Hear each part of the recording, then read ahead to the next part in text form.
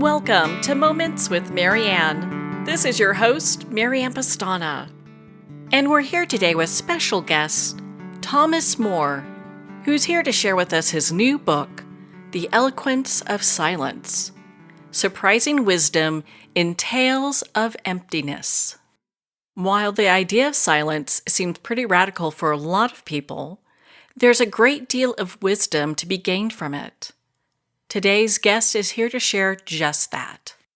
Thomas Moore is the author of 24 books about bringing soul to our personal lives and culture, and is a New York Times best-selling author of Care of the Soul. He has been a Catholic monk and a university professor, and is also a psychotherapist, influenced mainly by Carl Jung and James Hillman. His work brings together spirituality, mythology, deep psychology, and the arts, emphasizing the importance of images and imagination. So let's welcome to the show, Thomas Moore. Thank you very much, Marianne. What an honor it is to have you here and to talk about this book. I've got to ask you, what inspired you to write this? I've been thinking about it for many years, actually, because this idea of emptiness is really important to me, and silence has been a big issue all my life. So I finally got around to it, and I'm very happy to present it, and in this way, which I hope is easy to grasp, because it's not an idea that modern people think about very much, or if they do, they don't think about it positively. So I feel like I'm sticking my neck out a little bit with it. As do all courageous people who like to push the boundaries of what's going on, of course. Well, and it's interesting because especially right now, we're hearing how just people are disconnected and not really communicating. Is that the same thing, or is this something totally different? It's related, certainly related, because in order to really connect with another person, you have to listen to them. And that means you have to stop talking. And that's what I'm writing about. Stop talking, stop doing so much, and let things happen. That's the idea. Let things happen. And the idea of emptiness is one that is rather commonly known in the East, in India and in China and so on. But in the West, we tend to be interested in doing and talking a lot. Just think of all the words we hear all day long, and how many people are talking to us so forcefully and so fast. So if we adopted this Eastern idea, just in our own way and in a simple way, to maybe at times to stop and listen, and to see what it's like to be quiet for a few moments and see how much comes into you and how you actually connect with a person that way, I think we'd be much better off. It seems almost like a dying art. So I'm so glad that you wrote this book, because most people, here in the US, at least to my experience, that they don't really listen. They're already formulating what they're going to say next. So there's always this half attention, half presence to what's going on. I think that's especially true in public life. We are so exposed to what people are saying in politics and in show business and in business. These people are talking at each other so fast, you wonder sometimes if they're listening to each other. And I wish they would learn something from this idea of emptiness, that it's good to be quiet sometimes and not always to come up with a new idea or to rebut your adversary, but to listen to what they have to say and maybe take some of that in. I think it might be responsible too for the polarization that we have, that we don't listen to each other. We want to win the argument. Therefore, we want to have the last word. And in this philosophy that I'm representing, the idea is not to have a word at all. Yes, it seems that there's such a visceral reaction to discussions nowadays. Being able to be in that present moment and listen, what a gift that is. Yes, it does help you be present, to not to be doing so much. And it's not just in conversations, but I think if you can find places to go that are quiet, Certainly in nature, that's a very important thing. I know people talk about it all the time, but it's true. I think if you, no matter where you live, if you had some habit of finding a quiet place, that can slow you down. I think it's certainly good for you physically. It can slow your heart down and it can give you some calm, but also for your mind, which is moving so fast all the time. In other words, if we could kind of train ourselves by going into places that are quiet, then when we are with people or doing our jobs or being active, we can more easily find that quiet space in us. Do people who tend to stay in the quiet areas have a hard time also when they're in crowds because of all the noise and all the chaos going on? I do. I don't know about other people. I have a big problem with lots of crowds, and I don't feel too comfortable that way. But I'm just a quiet person to begin with, and I know not everybody's like me. It's a good thing. I am quiet to a fault, but I do love the quiet. I love quiet more than silence. You know, I love a quiet space. I don't demand silence. I don't require that. But I do like a quiet place where I can go and maybe be with somebody else. I love going for a walk with someone, and you're involved in each other, talking to each other, and there's a certain stillness that can come even when you're not alone, but that you can actually cultivate a kind of quiet between you. Well, in your book, you talk about emptiness. What do you mean by that? I mean something very simple. This is a concept that, as I was saying, in the Eastern world is developed very intellectually, philosophically, and so on. But I think of it rather simply. Most of my work, anyway, is trying to take complex ideas and make them digestible, and that's what I'm doing here with the idea of emptiness. So I mean it rather simply, so that let's say you're in a situation that is difficult, and probably the first thing you want to do is do something and or buy something. I think consumerism is a kind of a defense against emptiness and quiet. So the alternative would be to say, okay, I'm not going to do that. That's emptying yourself out momentarily in a very simple way. Okay, I'm not going to say what I'm tempted to say. I'm not going to purchase something so that I calm my anxiety. I'm not going to start doing things just to do them. I'm going to actually do nothing for a moment and see what happens. That is a very, I can tell you as a psychotherapist, that is a very effective way to deal with emotional issues.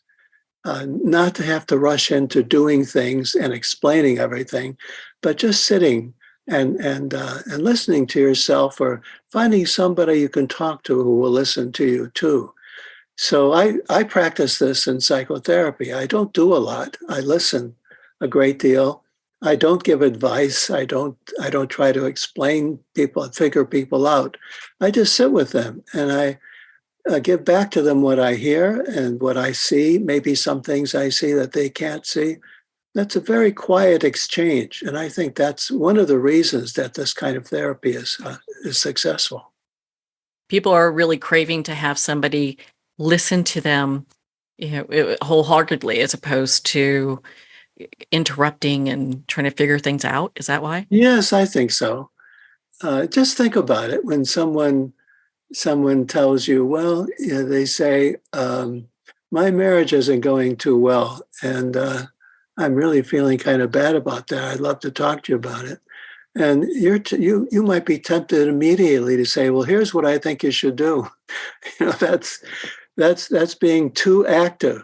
Maybe the first thing you could say is, well, tell me about it and I'll listen carefully. In other words, you're saying, I'm going to not do for the moment. I'm not going to do anything as you tell me more of what's going on with you. I think that is much more helpful and useful to a person than in immediately rushing to a solution that you think might work. Get out of that fix-it mode, right? So Oh, yeah, it's just something that's so natural in us. And I think especially in the modern world where we think we should fix everything and we should fix it as fast as possible. And if we don't fix it right away, and if we're not doing anything, we think that there's something wrong.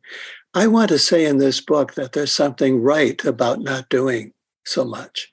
There's something right about not speaking so strongly.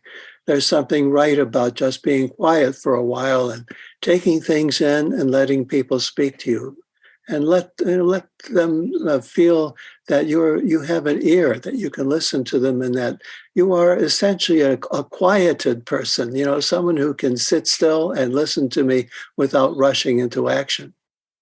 you've done so much research for this book. I understand you've added folk tales and literature and spiritual practices. What was one that you would like to share with us? I can tell you a story. One of my favorite, well, when I say that now, three of them pop into my mind. I'll have to think of one. I'll just take one as an example. There's a story where this spiritual teacher was in his village, and one of the villagers came to him and he said, I am going to have to move away now and move and live in another place quite a ways away. And it's been very important for me to hear your teachings. And he said, I've noticed that you wear this ring on your finger whenever I see you.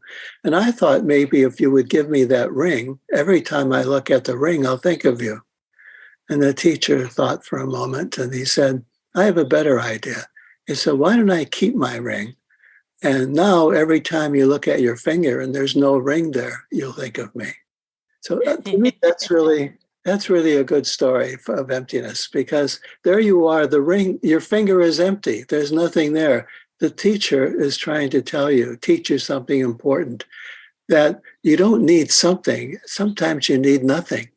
Sometimes you have to have an absence in some way, and that will have more impact than if you've got something. And I thought that's a story of a teacher who really knows what's going on and is using this theme of emptiness to help his student. I really like that story. That's that's a classic. It is a classic, and there are many stories like that in this book. I've collected 30 stories and passages from people's writings that are all of them are about emptiness. There's a tradition in other parts of the world to tell stories about literal things that are empty. I mean, like a plate might be empty, there's no food on it. You might go into a restaurant and the person you're waiting for doesn't show up, and you're faced with that empty chair in front of you. You can see these empty things as images, metaphors for a deeper kind of emptiness. And that's what these teaching stories do. So this little book of mine is not really a book explaining what emptiness is. It's a collection of stories with my reflections on how those stories tell us all these different ways that we can empty our lives in this positive sense and be much better off for it. It seems that when people look at empty, sometimes they look at that as a negative, as opposed to the positive benefits that that could be. Well, yes, of course, we use the word empty. We think there's something wrong. If someone says, my life feels very empty, that's a pretty negative thing usually. So what I have to do in this book of mine is try to turn that around. And what I'm doing is borrowing from very ancient teachings. These are not my ideas. These are ideas that come from all over the world, different brilliant people who have come up with them over the centuries. And I think it's something missing in our life. And I think that it would be really valuable for us to be introduced to this idea that there's a way in which emptiness is a positive thing, and we can incorporate it into our daily lives for our benefit. We will be better off if we learn how to do that. What is one way our listeners and readers can start just in baby steps incorporating that today? There's so many ways. I'd say the first way might be to find a spot, some place that you like to go that's really quiet and it doesn't have much going on, and just spend a little time there. Maybe at first just 5 or 10 minutes, and just sit. Not don't do anything. Just sit and take it all in. and then see that as training for you then to be in a situation with people where you can apply what you learned there to be quieter, to give yourself a moment or two without having to talk, a moment or two without having to have something happen, to just be there, just be present without having to do anything. The Tao Te Ching, which is a teaching document from China that I use in this book, it's a wonderful collection of wisdom. And it says that, that more is achieved by not doing. And that's what this book is about. We can achieve more in our lives, actually, by learning how not to do so much and how not to say so much. Well, on that note, we're going to pause here for a quick moment. We've been speaking with Thomas More in regards to his new book, The Eloquence of Silence. We'll be right back after these messages from our sponsors. The first thing you need to know about me is that I love my kids, but they are not my everything. They used to be, but that's when my entire life fell apart. In order to pick back up the pieces, I had to put the love I have for myself before everything else, including my kids. I'm Jessica Dennehy, and I own multiple businesses. I'm a best-selling author, and I have all the strategies that I've used to make my life what it is today. And I'm going to teach you how to do them in my new book, Selfish is a Superpower. So go get your copy today on Barnes & Noble or jessicadennehy.com. Announcing a revolutionary tool for wellness. Scalar Light has the ability to enhance and harmonize your own bioenergies. With Scalar Light, you can get started in just minutes and begin feeling better the very next day. Scalar Light is a remote energy that gently and subtly works with your own body's bioenergies, increases pro-cellular wellness, and enhances your body's immunity. Experience the benefits of Scalar Light. Try a complimentary 15-day experience at scalarlight.com. Are you ready to celebrate World Wellness Weekend on September 15, 16, and 17? Well, we are. 6,000 venues in 147 countries are organizing fun and free activities for you to enjoy with your friends, your family, your colleagues. Look on wellmap.org, WELLMAP.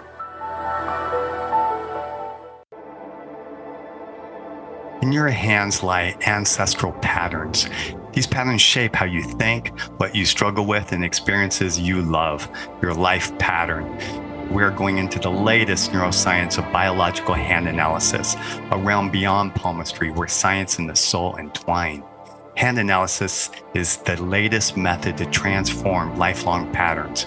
I am Master Hand Analyst Brent Bruning. Join us and visit thepowerinyourhands.com. Looking for a page-turner? Cozy up to a fantasy adventure romance trilogy with The Girl in the Toile Wallpaper by Mary Kay Savarese. The second novel in the Star Writers trilogy, The Star Writers Club, is coming soon. Take the journey. Connect with Mary at www.maryksavarese.com. Her books are available on Amazon, Barnes & Noble, and all indie bookstores.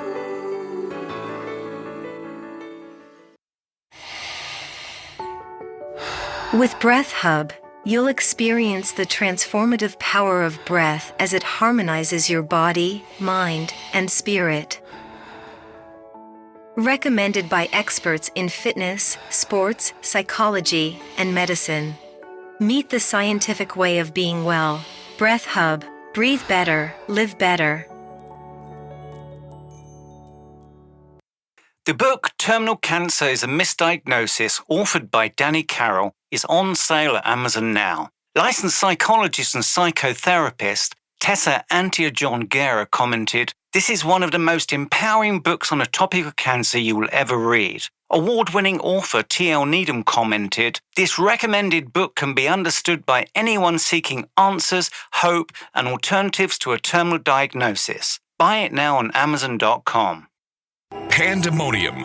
Fast forward 20 years. A U.S. president seizes control of all U.S. missiles, the power grid, the banking system, and every computer in America as he hides in an underground bunker. Pandemonium, a captivating sci-fi thriller where a hidden war, psychics, aliens, artificial intelligence, and transcendental love collide with the latest media technology. Pandemonium, live to all devices. Get your copy on paperback or digital. Free sample at getpsychic.org.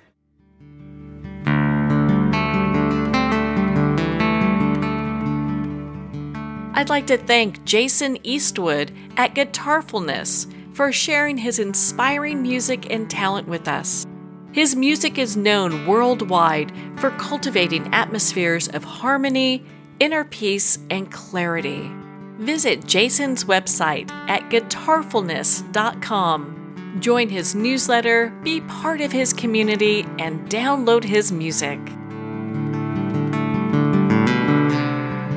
Welcome back to Moments with Mary Ann. We're here today with our special guest, Thomas Moore, who's sharing with us his new book, The Eloquence of Silence, Surprising Wisdom in Tales of Emptiness.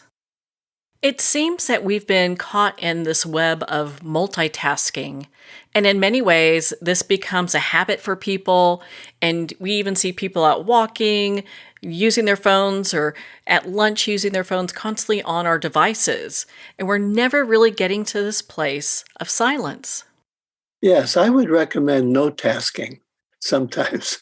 Instead of having to do so much to multitask, see what it's like not to have any task at all, just for a while. Or maybe have that a part of what you're doing so that maybe you're doing something, but at the same time, you're not doing something. Now, that may sound obscure and strange, but all I mean is, let's say you're doing some task. Let's say you're cooking dinner. One thing you could do, instead of turning on the radio to try to make your mind more active, try to do that work, the ordinary cooking, to do it in silence and notice what you're doing. Look at those vegetables you're slicing and smell the various smells of spices and foods that you're working with. The cooking can be a wonderful form of contemplation that can actually give you something very important for your life. And I can tell you, I know doesn't sound very modern, but if you could learn these lessons of not doing so much, or maybe not doing anything as part of your ordinary tasks, that you would become a more centered person, someone who's not easily inflamed by emotion and caught up in one enthusiasm after another, but to be able to be self-possessed and have a better sense of what's going on around you and even make better decisions. So there's a certain amount of liberation that happens within ourselves when we go through this practice? Totally. Liberation is the word. I think it's a very liberating thing to do this. I hope that it's clear that I'm not talking about taking a class in emptiness. You don't really have to do that. All you have to do is look at your life and say, are there areas in which I can not do so much or not think I have to accomplish so much?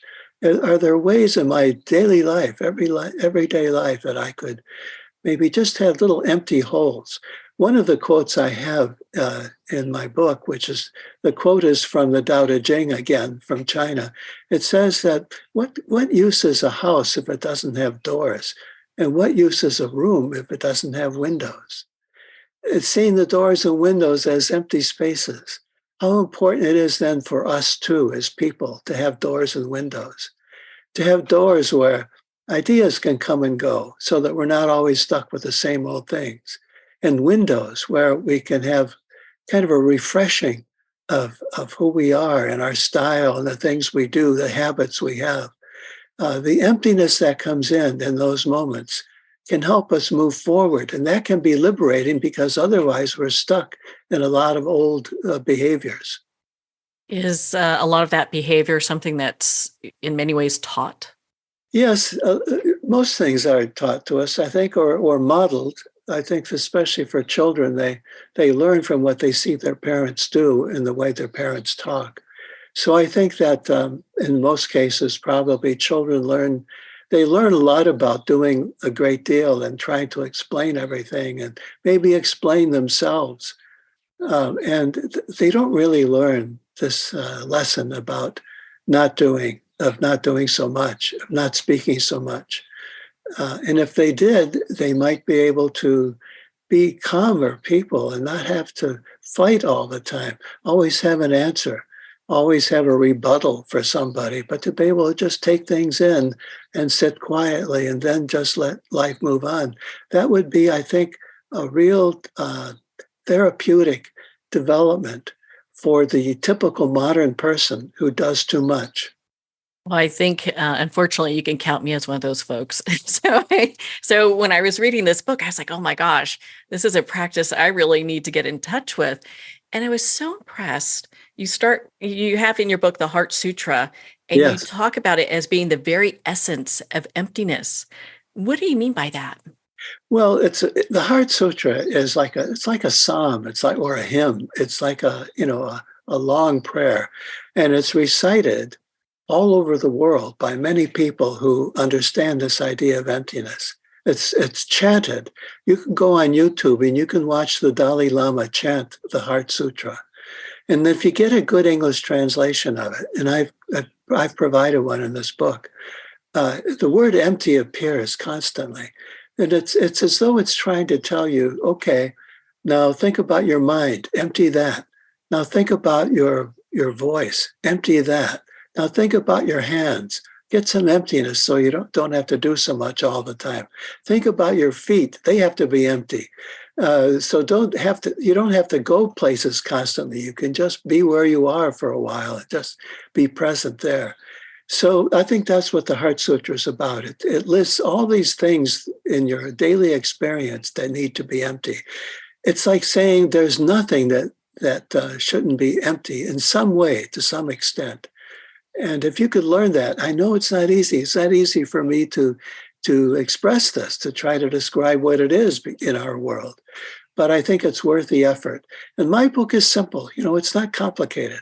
And it's mostly stories and very short reflections on stories that tell you how to apply this idea of emptiness in your daily life. I think that's what we need, and it would help us a great deal.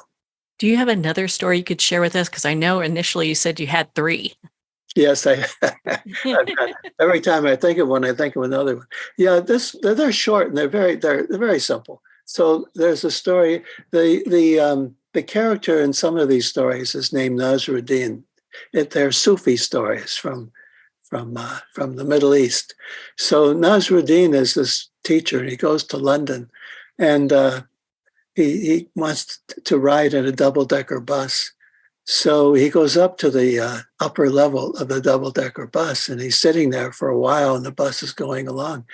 And he comes down from the bus and comes down to the lower level, and the conductor is there and says, "Is there something wrong, sir?" And he says, "Yes, there's no driver up there."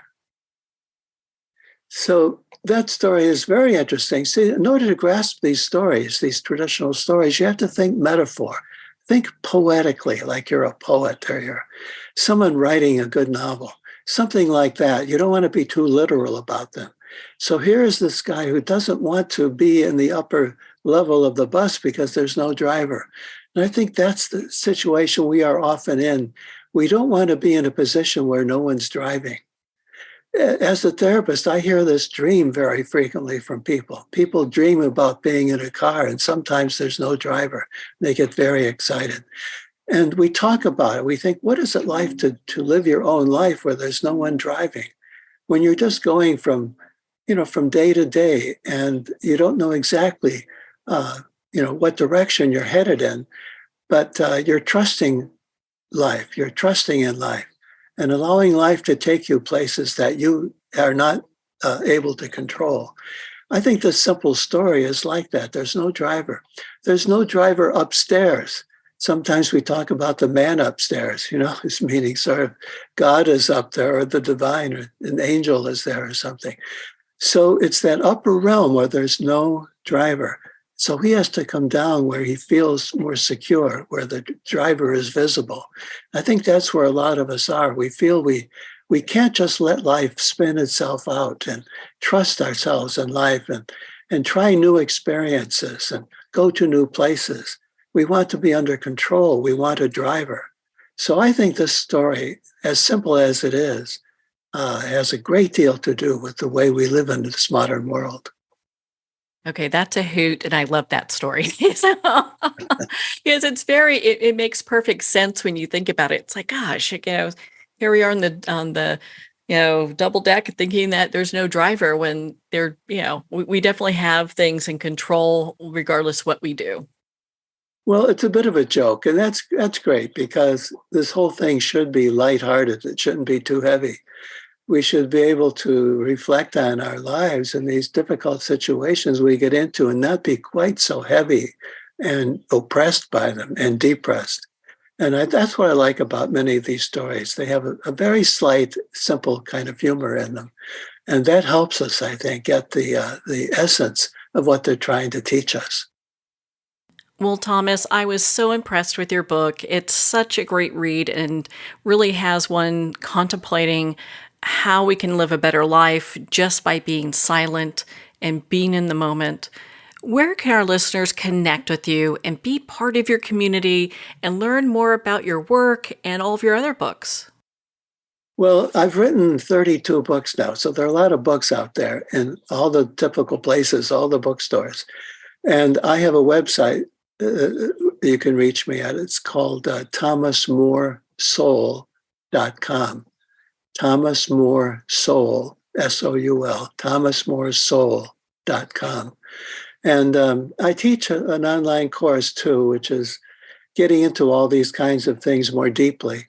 And you can find that on my website. So I'm pretty active and engaged in the world and trying to do what we're talking about here today, take traditional teachings from all over the world and make them intelligible and useful to us. Well, Thomas, thank you so much for taking the time to be on the show with us here today. Thank you, Marian, very much for having me. It's I really appreciate it because this is pretty quirky business that we're talking about, and I think it's very brave of you, and I'm very, very grateful that you had me with you. Well, thank you, Thomas. It's been such an honor to spend this time with you and to talk about your new book, The Eloquence of Silence: Surprising Wisdom in Tales of Emptiness. The Eloquence of Silence is available at Amazon, Barnes & Noble, and all indie retailers. And remember, support our indie bookstores. You can also purchase this book directly from the publisher, New World Library, at newworldlibrary.com. Make sure to visit Thomas's website at thomasmoresoul.com, be part of his community, check out his other books, and of course, pick up your own copy of The Eloquence of Silence. Well, we're at the end of our time today. I'd like to thank everyone for tuning in. You've been listening to Moments with Marianne, where we make every moment count.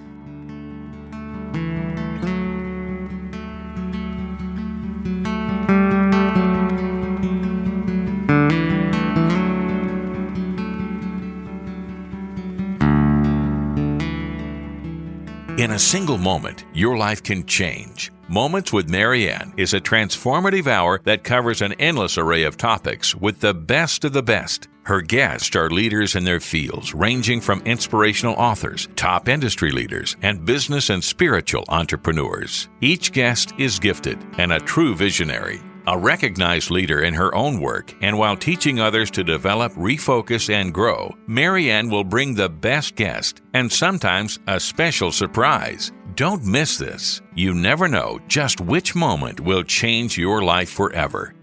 Make sure to tune in and visit momentswithmarianne.com for more information.